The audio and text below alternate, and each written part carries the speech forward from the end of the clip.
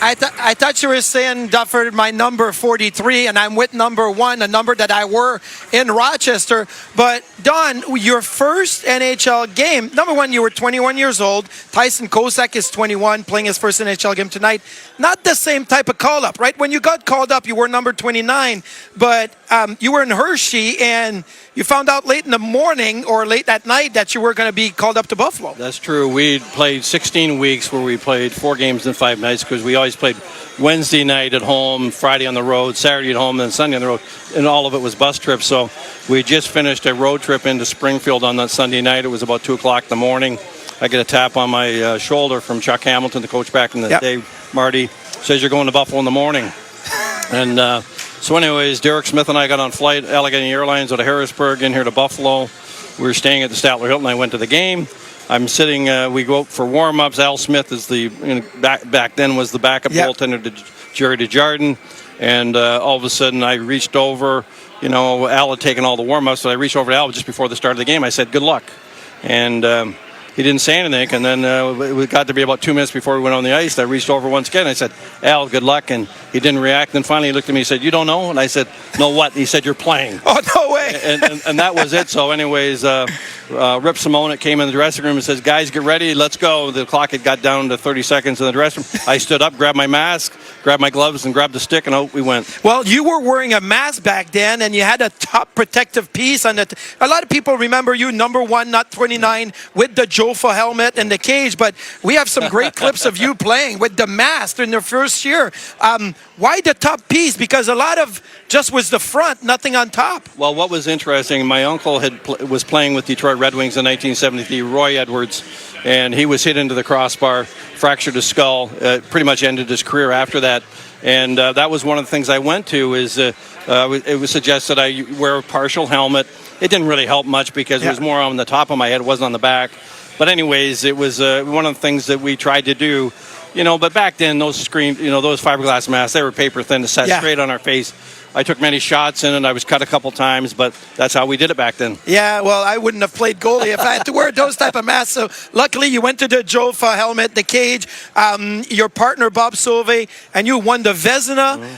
What was that partnership like with Bob and knowing that you guys had the best defensive team and the best goalie tandem in the league? Well, it was great. It was very interesting because when I came up to Buffalo, there was 26 games left in the season. I played 25 of the 26.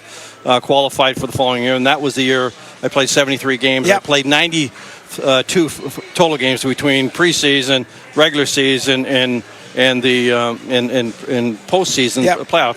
So it was a long year, and then the following year, Bob and I split more. Went back to a little bit more. I think that year we won the Vezina. It was like I think I played like 57, 58 games. Bobby filled in, but it was a great relationship. Bobby and I, we really got along great.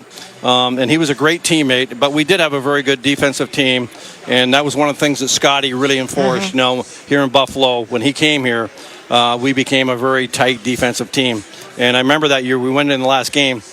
I think we before the last game we'd given up 198 goals, and before the game Scotty wanted to keep under 200. Yeah, and I remember late in the game I gave up number 200. Oh no! So anyways, but we won the game and everything was fine. But it was a tremendous honor, to be a recipient of the Vezina Trophy. Man, 200 goals in a season, that is a low number, that's for sure. I went down a rabbit hole of looking at YouTube videos and I don't want to say old videos, but things that don't happen anymore. And the CBC Showdown is something that people used to love on the weekend, get up and watch the Showdown. You won the Showdown as a goaltender, and you had to face guys like Mike Bossy and Wayne Gretzky. What was that experience like on the CBC Showdown? Well, it was interesting back then. A lot of the teams didn't want players to do it because of the chance of injury.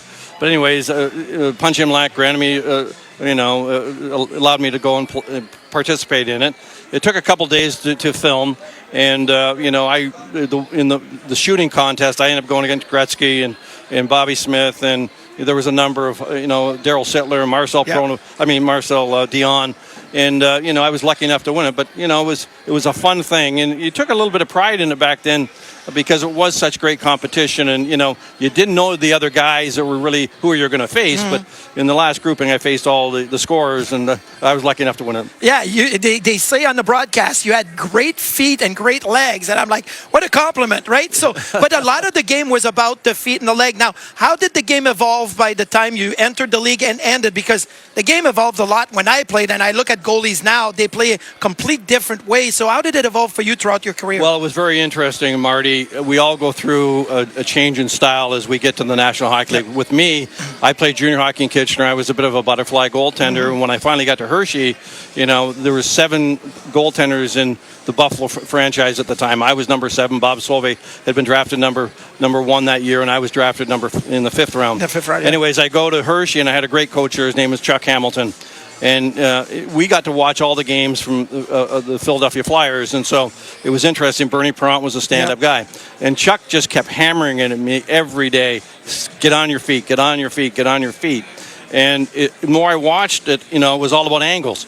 And so over the course of the next year and a half, I became a real stand-up goaltender, and it was all about angles. You give up 6 inches on one side, 4 on the other, and that was it.